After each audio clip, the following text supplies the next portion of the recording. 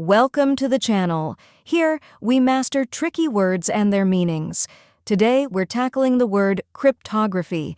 It might seem a bit technical, but by the end of this video, you'll be able to pronounce it with confidence. Let's break it down step by step. The correct pronunciation is cryptography.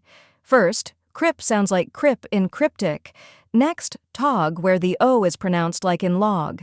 Then, r, a soft sound like the ru in run. Finally, fee, which rhymes with see.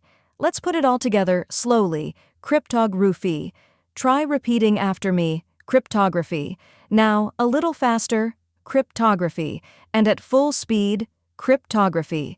Keep practicing, and soon, this word will roll off your tongue naturally. Now that you've mastered the pronunciation, let's go over the meaning. Cryptography is the practice of securing information by converting it into a code to prevent unauthorized access.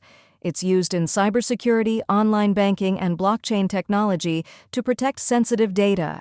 And that's it. Now you know how to pronounce cryptography and what it means. If you found this helpful, give this video a like and share it with others. Comment below with any tricky words you'd like me to cover next. And don't forget to subscribe for more pronunciation guides. See you in the next video.